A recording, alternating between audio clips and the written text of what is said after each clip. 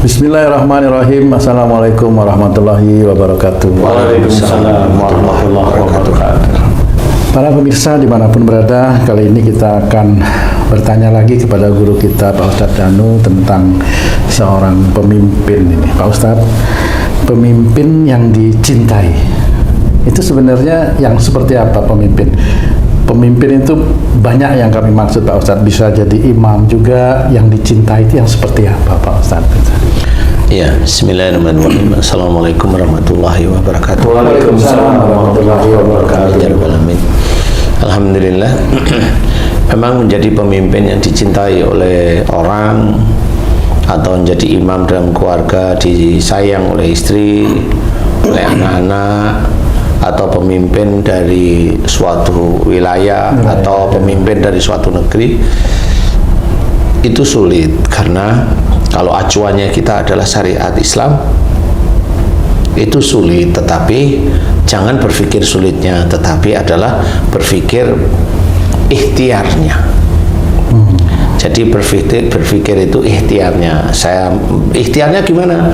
Jangan mengandalkan ikhtiar yang hanya pada otak saja, kemudian pada gerakan, tetapi ikhtiar yang dikerjakan itu adalah ikhtiar yang menghadap pada Allah Ta'ala. Istilahnya mengerjakan sesuatu yang berhubungan, walaupun itu muamalah, tapi berhubungan dengan ibadah. Muamalah yang berhubungan dengan ibadah paling tidak diniatkan karena Allah Ta'ala. Nah, sama, jadi momennya seperti seorang imam dalam keluarga. Dia ingin dicintai oleh istrinya. Bukan persoalan dia mencintai istrinya. Kalau dia mencintai istrinya, semua laki-laki seperti itu. Dia bisa mencintai istrinya, mencintai loh ya, dari sisi nafsu biasanya ya. Kadang-kadang ada laki-laki yang dia mencintai istrinya, tapi mencintai wanita lain juga. Nah, itu yang bahaya itu ya. Jadi ada yang seperti sama cintanya tapi beda arahnya gitu ya. Kalau dia cinta istri kemudian cinta sama wanita lain, istrinya ngamuk-ngamuk pasti ya kan ya. Nah, salah satu hal yang namanya mencintai istri itu ada berhubungan dengan syariat agama kita, syariat Islam. Bagaimana mencintai istri kalau kita sebagai seorang suami? Ya paling tidak kita mencari nafkah karena Allah untuk istri dan anak-anak kita. Dalam mencari nafkah ini masih mencari nafkah, kita cari nafkah yang halal, yang thayyib. Nah, insya Allah berkah kan gitu ya.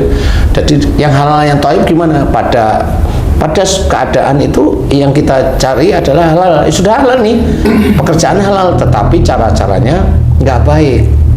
Gimana misalnya itu Pak? Ya bisa aja nyodok sana, nyodok sini, kan gitu. Jadi kelihatan halal. Jadi kayak momennya kamu kerja nih, pekerjaannya bisa halal, pekerjaan membangun gedung. Pekerjaannya halal membangun gedung, tetapi tidak baik. Nggak taunya momennya di pekerjaan ini kamu mencari kesempatan untuk mencuri uang yang bukan milikmu, dan uang itu dibagi-bagi. Nah itu kalau udah mencuri, sudah pekerjaannya halal tapi jadi haram di lain sisi. Kamu bisa punya uang gaji tapi kamu punya uang bonus. Nah, bonusmu itu haram kalau dicari dari cara dengan nyuri tadi, mencari kesempatan untuk mencuri. Nah, itu jadi haram. Jadi di titik pekerjaanmu itu ada yang halal, di hasilnya ada yang haram. Gitu. Nah, ini dilarang. Jadi dalam mencari rezeki, cari yang halal, yang baik, yang thayyib, atau yang insya Allah berkah, kan seperti itu. Kemudian di luar itu apa ya, dalam memberikan rizki kepada istri ya dengan kalimat-kalimat yang baik. Ini loh, alhamdulillah diberi rizki oleh Allah Ta'ala, belanjain yang baik ya Dek, Bu, Ma, kan gitu ya. Belanjain yang baik, ini untuk anak-anak, ini bagi. Kemudian ini yang aku pegang, karena aku pemimpin nih, aku pegang sekian nih gitu. Nah, di istri harus ridho itu bagaimana? Kalau memang itu dihitung cukup lah istilahnya ya. Nah, bukan berarti ini uang ketepok dilempar. Nah, itu tidak baik caranya. Walaupun dia memberikan hasilnya itu sebagian ke istrinya, tapi caranya enggak, itu menyinggung. Nah, itu tidak baik. Nah, setelah istrinya dikasih, terus ya berkatalah yang baik, hormatilah istri. Bukan karena kamu memberikan nafkah kepada istri, sudah kemudian semena-mena kamu mendolimi istri kamu ya nggak boleh juga, sama. Nah, di titik itulah sebenarnya menjadi pemimpin tidak bisa disukai oleh istri. Sama anak juga sama, curiga kepada anak, selalu berbuat yang dimana selalu berbenturan dengan anak.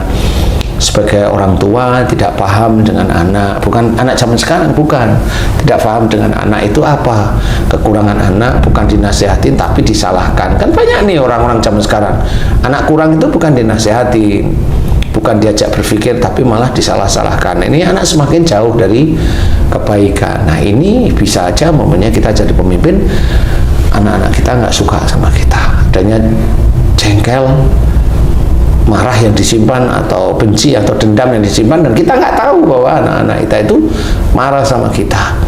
Nah, itu di hadapan Allah Ta'ala kita tidak bisa menjadi pemimpin yang dicintai oleh anak kita atau istri kita. Itu satu. Umpamanya sama, umpamanya kalau pemimpin wilayah, kalau dulu itu dia bercerita bahwa saya nanti begini, daerah ini saya begini, ya itu bisa dilakukan, tapi dengan cara apa? Kalau dilakukan dengan cara-cara akhirnya rakyatnya dicekek-cekek untuk bayar pajak, lah ya sama aja kan, seperti itu ya. Jadi harus hati-hati seperti itu, sehingga nanti tetap akan dipertanggungjawabkan oleh dia di hadapan Allah Ta'ala. Seorang pemimpin merasa dia memimpin istri anak-anaknya, dia memimpin wilayahnya, memimpin negaranya, dia akan ditanyai oleh Allah Ta'ala nanti pada saat mati. Jadi nggak bisa kalau mamanya akhirnya pemimpin dengan uang sekian dipergunakan, kemudian dipergunakan pada intinya sudah benar, tidak membangun. Yang sebenarnya membangun itu malah memperbanyak korupsi itu dari idenya. Di sini pemimpin yang begitu itu dia akan bertanggung jawab sebenarnya. Lah itu kan dipergunakan untuk orang-orang yang miskin atau memang sekolah malah lebih bagus, karena umpamanya melihat di luar itu jarang, luar negeri itu membangun gedung yang gila-gilaan, itu sangat jarang sekali, stagnan di situ. Kadang-kadang malah ada negara yang penduduknya itu dijamin oleh negaranya sendiri. Oh iya.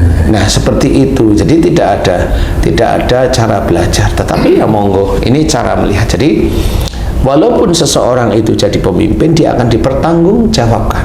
Ya. Seorang pendakwah sama saya ataupun teman-teman dakwah yang lain itu juga dipertanggungjawabkan. Kalau yang diberikan kepada jamaah itu salah, itu nanti akan menjadi dosa, dan dosa kalau itu tersebar di ribuan bahkan jutaan umatnya, kalau itu menjadi dosa akan menjadi dosa jariah. Nah, bagi pendakwah itu sangat riskan sebenarnya. Jadi harus hati-hati di dalam berdakwah, tidak bisa main-main. Sekali melakukan dosa sulit untuk dihapuskan kalau itu sudah di jamaah. Pak Ustadz, apakah seseorang atau masyarakat yang dipimpin itu boleh memberikan koreksi kepada pemimpinnya, Pak Ustadz? Boleh. Oh. Kalau istilahnya di dalam Islam itu saling mengingatkan, ya, dalam kebenaran dan kesabaran. dengan cara yang baik. Lo kan jelas itu ya. Benar. Jadi sebenarnya boleh. Gitu. Karena kan kalau pemimpin di rumah tangga dengan pemimpin di satu tempat atau instansi ini kan cara pemimpin mendapat peringatan dari makmumnya kan beda-beda, Pak Ustadz. Kalau di rumah tangga itu kan langsung kau jangan kasar misalnya. Lu kan sama sebenarnya. Kamu kalau mamanya dulu di perusahaanmu ya tak? Kan mana pemimpin mau disenggol dikit? Nggak mau. Nggak mau, sama nggak kalau kamu dengan keluarga? Itu saya perhatiin ya, pemimpin di instansi itu, Pak Ustadz ya. Kalau misalnya tanda tangan nih, Pak Ustadz, tanda tangan nih. Itu pasti bosnya bilang, kamu dulu tanda tangan gitu kan. Misalnya saya tanda tangan, gitu. Habis itu pemimpin, nah itu selalu, ini mohon maaf nih Pak, selalu tanda tangannya itu tidak sejajar dengan saya, selalu di atas gitu. Itu nggak perlu mohon maaf sama saya, Bang. Saya nggak pernah bersinggungan sama kamu. Artinya apakah itu pemimpin yang baik bisa dikatakan? Enggak baik. Oh, ya. Kenapa? Nah, dengan cara dia kamu disuruh tanda tangan, karena tanda tangan dia maunya di atas kamu. Itu memang begitu umum atau gimana? Itulah yang diyakini bahwa dia itu biar tidak jatuh besok. Padahal dia juga mati besok itu, sama tingginya dengan tanah. Itu kan hanya cuma tanda tangan. Kalau tanda tangan sama dengan kamu, berarti menurut dia, yang dia yakini dia itu jatuh derajatnya. Oh gitu maksudnya. Nah itulah musyrik dari tanda tangan itu ya begitu. Diyakini musyrik, syirik tidak boleh seperti itu sebenarnya. Tapi kalau itu diyakini ya monggo, silahkan aja. Itu kan diyakini kenapa? Agar dia tidak selevel dengan kamu. Iya. Kan begitu. Ya memang banyak seperti itu pemimpin. Nah itu pemimpin yang kalau saya. Nggak ada yang namanya keyakinan kalau tanda tangan sama atau di bawah itu menjadi di bawah. Nggak kok coba. Kalau dia itu mamanya GM, kamu kapro, dia tanda tangannya di bawah mamanya. Catat aja kalau dia itu baik di hadapan Allah, dia naik. Oh gitu. Di bawah aja, kan gitu. Di bawah agak di bawah gitu. Tes aja. Betul. Tapi yang diyakini adalah tanda tangan dia itu harus di atas tanda tangan anak buahnya. Nah itu diyakini. Nah kalau itu diyakini dia seperti itu, tidak jatuh, tidak sama, tidak selevel, jabatan dia tetap ada di atas, itulah namanya syirik. Dia yakini, padahal itu bukan syariat. Dia yakini. Sama seperti saya dengan dibantu Pak itu, saya menjadi dirut. Nah itu menyembah pada Pak itu dia. Walaupun tidak menyembah begini-begini, tapi dia yakini hatinya itu. Wah itu rata-rata ya seperti itu ya sudah, makanya sudah benar kalau memang banyak orang-orang yang di atas walaupun dia sholat tapi dia tidak tahu sholatnya. Dia menyembah Allah tapi dia tetap menyembah orang lain. Menyembah orang lain gimana? Itu tadi yang diyakini. Ya, itu tidak boleh. Nah pemimpin-pemimpin itu dia akan bertanggung jawab nantinya. Kamu umumnya, kamu disenggol sama istrimu kan normal itu mengkoreksi. Tapi kan kenyataannya selama umpamanya nih, selama kamu jadi suami dari istrimu, kamu kalau disenggol pasti marah. Lah kenapa harus marah? Wong kita juga diingatkan saling nasihat menasihati dalam kebenaran dan kesabaran dengan kata-kata yang baik sebenarnya. Nah ini akhirnya banyak orang Islam yang jatuh di titik itu. Dia merasa jadi pemimpin tapi dia diberi masukan nggak mau nerima. Nah itu bukan pemimpin itu Tuhan.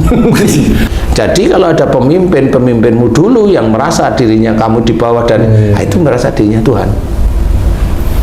Itu tidak pelak. Dia yang tidak ngomong, saya kan nggak pernah ngomong memang, tapi perilakumu seperti itu. Sama. Nah, disinilah harus kita belajar menjadi pemimpin yang baik dari keluarga kita. Kalau kita diberi masukan istri ya dengarin. Ya istilahnya kalau umpamanya istri ngomong ya atau mas atau apa tung anu oh iya kan kamu iya.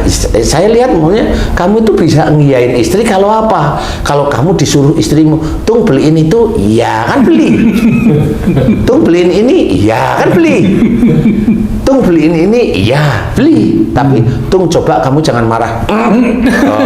Kenapa gitu? Kok bisa kenapa tanya sekarang saya kan kamu ngamati bener nggak kamu juga gitu? bener. Nah, kenapa begitu? Ya kamu merasa Tuhan nanti lain. Iya. Coba kamu amati, coba kenapa kamu hanya coba mbok kamu itu jangan kaku toh sama istri. Coba kamu langsung padahal dia mau bener loh.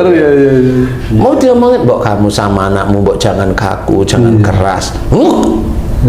Kayak kamu itu merasa disalahkan loh. Ini nggak disalahkan, ini diskusi. Bukan begitu. Musyawarah, wasyawirhum fil amri. Musyawarahlah kamu dalam segala urusan dunia. Tapi kalau diajak musyawarah bukan yang lain, nggak mau. Sama pemimpin-pemimpin yang lain juga kamu amati. Diajak musyawarah nggak mau. Iya benar.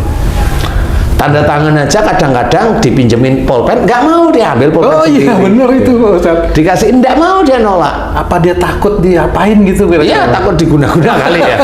Atau dia Bener itu.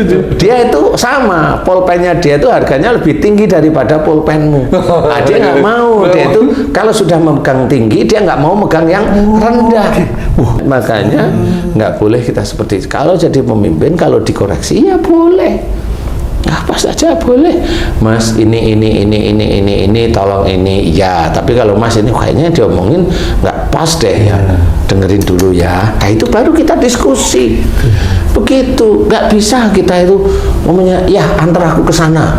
Umpamanya, ya antar aku ke Tamcet. Sekali-kali jangan ke Tamcet gitu loh. Pondok Indah. Kali malah seneng gitu, malah lebih mahal. Lihat doang babinya. Tapi capek nganterin sih kalau yang gitu. Kehujanan. Kehujanan. Jadi benar-benar kita belajar itu seperti itu. Kalau dikoreksi harus mau. Dikoreksi itu harus mau. Dan mereka-mereka itu Pak Ustadz yang saya amati jarang sekali mau mengucapkan Assalamualaikum. Misalnya itu jarang sekali Pak Ustadz. Ya. Kenapa ya begitu ya Pak? Karena kalau menurut dia, para direksi atau direktur itu, Assalamualaikum itu hanya di pesantren menurut dia. Atau di masjid, atau di pengajian. Saya pernah digituin. Gimana? Saya pernah itu dalam satu proyek ditanya itu sama direktur gitu. Pak Mas, ini bisa selesai dalam waktu 2 bulan? Oh insya Allah Pak. Oh jangan bilang insya Allah. Kalau insya Allah bukan di sini tempatnya, malah saya digituin. Terus saya mesti bilang gimana? Karena kan yang pasti itu kan hanya milik Allah. Jadi bingung di situ. Itulah orang yang menuhankan dirinya. Padahal mereka sholat loh Pak Ustadz. Kan nggak urusan sholat. Lah, orang Muslim aja yang dikatakan munafik di dalam Quran. Ada yang dikatakan fasik. Orang dikatakan fasik itu sebenarnya kan orang Muslim sebenarnya, orang Islam. Iya ya. Bukan orang non-Islam. Ya, bukan. Betul. Orang Islam yang dikatakan munafik itu. Iya, betul. Yang dikatakan fasik itu yang orang Islam sebenarnya. Karena orang Islam membaca Quran. Orang Islam harus nurut sebenarnya. Lah iya, coba dikatakan itu syirik. Siapa yang dikatakan syirik? Orang Islam. Orang Islam. Orang non-Muslim enggak ada apa yang dilakuin. Oh, biarin dia di agama dia. Lah, dikatakan syirik nggak mau loh. Gimana sih? Nah, inilah yang menjadi lucu gitu loh. Karena banyak guru-guru mereka itu nggak ngajarin yang benar. Jadi tidak ngajarin kalau mamanya ngisi di pengajian, mamanya di tempatmu. Nah, mereka yang direksi itu gini. Karena nggak ngerti juga maksudnya. Karena direksinya itu mikir, walah kamu ngomong ngalor ngidul yang bayar aku kan gitu. Mikirnya padahal salah. Yang bayar itu apa? Duit yang untuk ngorek-ngorek, yang ngorek-ngorek split, ngorek-ngorek beton ester kan gitu ya. Betul. Besi beton itu. Lah itu yang dikorek-korek, dia nggak ngeluarin uang sebenarnya. Bohong banget kalau dia ngeluarin uang itu ya. Karena di RAB-nya kan tidak tertulis biaya untuk pengajian kan nggak ada. Ustaz, saya tertarik sama di awal tadi. Seorang pemimpin dengan mengedepankan syariat itu sulit. Nah, sebenarnya pemimpin yang dicintai itu dirinya ingin dicintai oleh terutama di keluarga, anak dan istrinya, Ustaz. Dia berniat baik dengan seperti Ustadz sering katakan, mulai dari dirinya sendiri untuk memperbaiki diri, baru ke anak dan istri. Nah, sulitnya ini sebenarnya dari eksternal atau internal dirinya, Ustadz, menerapkan syariat di keluarga tuh, Ustadz. Sulitnya itu karena tiba-tiba aja dia jadi pemimpin. Nah itu sulit. Berarti nggak ada sekolah jadi pemimpin, jadi suami nggak ada ya? Nggak ada. Ada pun tetap sulit karena harus disesuaikan dengan syariat kan begitu. Nah untuk belajar agama sendiri kan sampai akhir hayat. Iya. Lah pada saat titik tertentu dia harus jadi pemimpin. Kan masih ada kurangnya nih. Iya. Di titik kurang inilah tadi saya bilang sulit. Sulitnya di situ. Karena sebenarnya belum siap. Tetapi karena memang itu yang harus dihalalkan, ya harus siap. Makanya belajarlah beneran. Beneran. Belajar bener terus-menerus tentang agama agar memahami. Banyak guru-guru agama, ada yang baik, ada yang kurang baik, ada yang ya begitulah istilahnya. Tapi cari yang benar-benar baik, paham tentang agama, tidak hanya cuma besar hanya untuk besar mecarin. Nih kalau kamu ingin kaya baca ini, itu kan besar mecarin hati. Padahal kenyataan coba buktiin sendiri, bisa nggak dia kaya, kan gitu. Jadi jangan diberikan kepada orang lain kalau belum dibuktikan. Dia bilang, oh saya nggak ingin kaya. Kalau nggak ingin kaya juga jangan ajarin jamaahnya kaya. Ajarin jamaahnya itu dekat pada Allah Ta'ala. Karena nanti yang menitipkan rezeki itu Allah, yang memberikan rezeki itu Allah. Jadi ajari untuk mencari akhiratnya, ajari ibadah-ibadah. Jangan ajari kaya, jangan ajari begini. Nah, di titik itulah mulai orang itu akan kebingungan menjadi seorang pemimpin. Coba istilahnya, kalau pemimpin yang baik itu pemimpin yang dipilih oleh orang sekitarnya, kan seperti itu. Ya, jadi pemimpin yang dipilih itu karena memang orang sekitarnya tahu. Tapi kalau sekarang ini kan enggak. Pemimpin itu mencalonkan dirinya jadi pemimpin. Oh iya benar, baru dipilih kan? Baru dipilih. Nah, ini kan sulit sebenarnya. Jadi dilema bagi kita. Dilema istilahnya. Jadi kalau ingin dicintai oleh orang, ya memang belajar agama yang baik. Pengetahuan dari sejak kecil. Makanya belajar Quran sejak kecil itu insya Allah akan insya Allah Allah itu akan menitipkan hidayah pada seseorang yang memang belajar agama itu dengan sungguh-sungguh, yang lillahi ta'ala. Kalau memang dia itu nggak sungguh-sungguh, ya nanti ada kekurangan. Tapi kalau orang itu belajar benar dengan Allah, nanti setiap kali ada kekurangan, Allah yang akan menyelesaikan. Pemimpin yang ada di rel Allah, kalau dia ada kesulitan, insya Allah Allah yang menyelesaikan. Dan dia tahu bahwa ini hanya karena Allah, Bu, Dek, Jeng, Ma. Kalau nggak ada Allah, saya nggak bisa. Ini karena Allah. Ini kenapa? Ini begini, negara begini, semua ini karena Allah. Saya hanya berusaha saja. Saya belum pernah mendengar pemimpin yang seperti itu. Waduh, tidak pernah itu. Nah, ini harus benar-benar belajar. Inilah cara kita itu tunduk pada perintah Allah, kita makhluk. Jangan merasa, wah ini kan saya gampang masalahnya. Gak ada yang gampang. Yang bilang gampang itu hanya Allah. Ya. Jadi insya Allah kurang lebihnya seperti itu, Ji. Jadi memang agak sulit, tapi tetap harus belajar. Untuk menjadi sempurna sulit. Tetapi kalau belajar, selama belajarnya baik, selama niatnya karena Allah Ta'ala, insya Allah Allah pasti menyelipkan hidayah-hidayah pada diri kita. Karena kita berusaha karena Allah, bukan berusaha untuk nafsu. Jadi kalau diberi rezeki, ya alhamdulillah cukupkan, cukup atau cukup, lebih dari cukup atau sangat cukup atau besar cukupnya, walau alam itu biar Allah aja yang mengatur. Tetapi di titik-titik itu coba, kan enak belajar. Ya kok karena begini, ya sebenarnya saya nggak bisa. Tapi kok selesai ya, ini Allah aja yang menolong saya. Oke, Ustaz. Permasalahan keluarga ini, baik keluarga berantakan, istilahnya broken home dan lain-lain, Ustaz, itu di masyarakat tuh hampir sering terjadi, Ustaz. Dan saya juga jarang mendengar dan melihat atau dapat informasi tentang pembelajaran menjadi istri yang baik di pengajian-pengajian nih, suami yang baik gitu, jarang gitu, Ustaz. Apakah itu karena nggak populer itu, Ustaz, ngajarin jadi suami yang baik, kelas-kelasnya gitu, maksudnya tema-tema seperti itu, istri yang baik itu harus seperti apa, anak yang baik seperti apa, suami yang baik itu seperti apa, itu jarang saya dengar tuh ada tema-tema khusus tentang hal itu. Apakah itu kurang diminati gitu, Ustaz? Bukan kurang diminati ya, karena menurut saya begini, Ci. Bisa aja pengajian itu orang yang mencoba memberi kajian itu biar kelihatannya pintar, akhirnya dikasih kajian-kajian yang kelihatannya itu wah. Tetapi kalau kita coba dipraktekkan agak sulit sebenarnya, kan gitu ya. Jadi pengajian-pengajian yang kalau dipraktekkan agak sulit, jadi tidak bisa dilakukan setiap hari. Kalau tipikal saya ada pengajian yang untuk diri kita sama keluarga.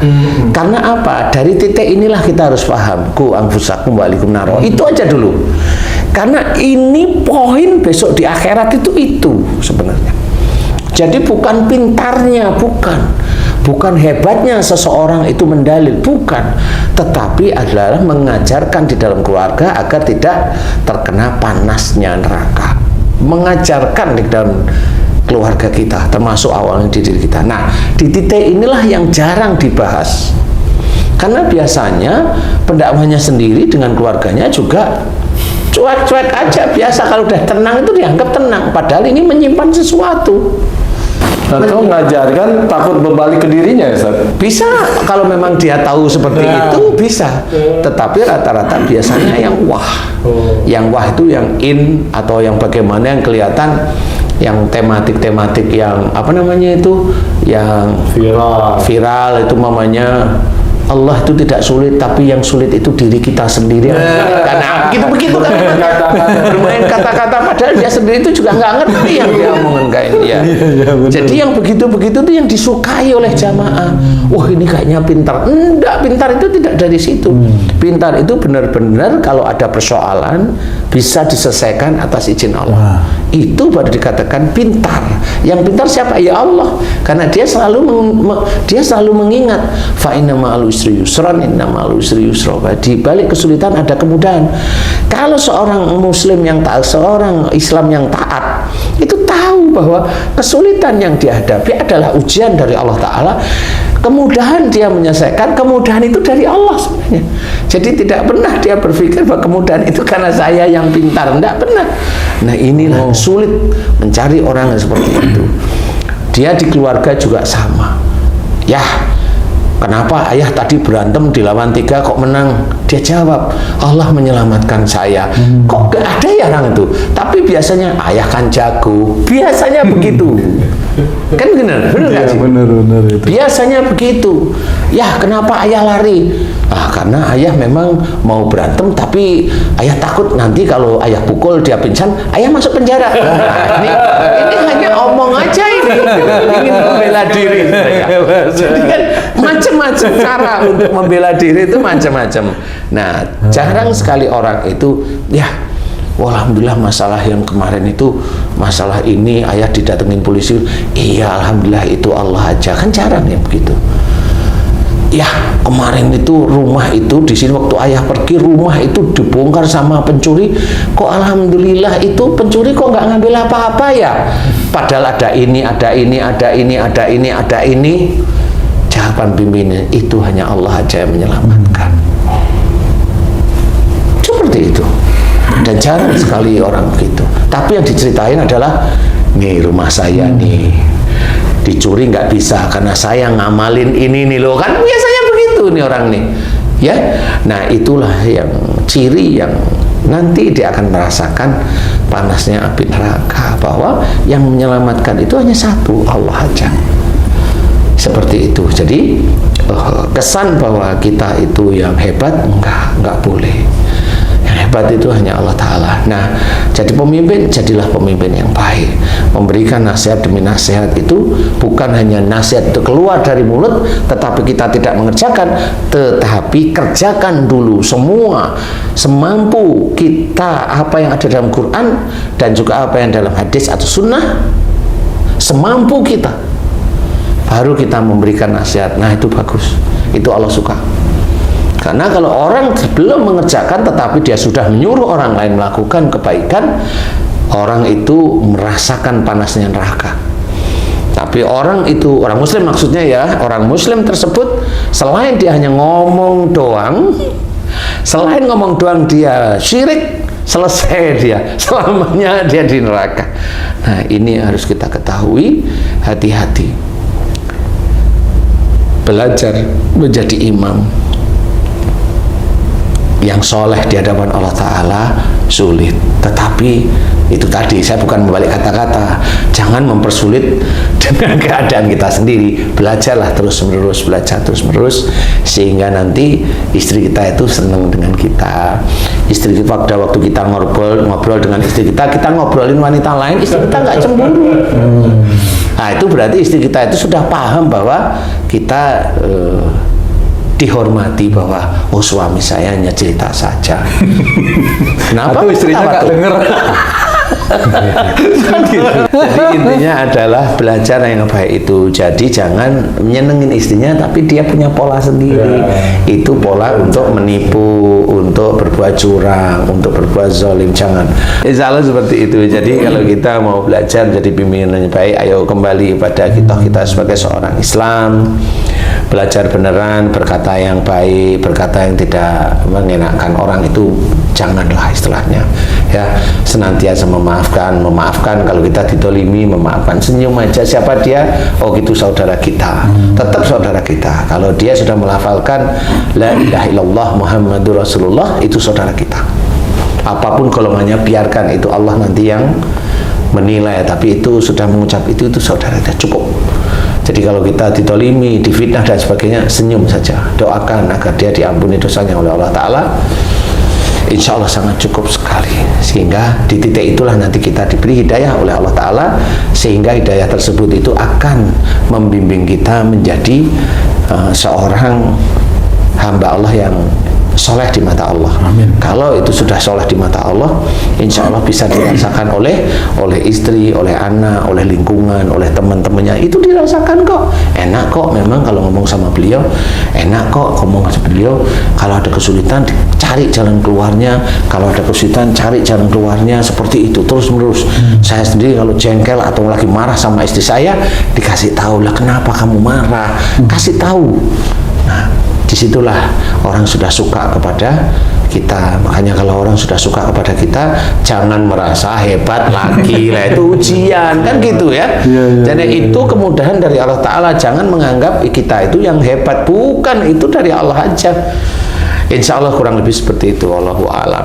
Sampai jumpa di video kami yang lain. Wassalamualaikum warahmatullahi wabarakatuh. Waalaikumsalam warahmatullahi wabarakatuh.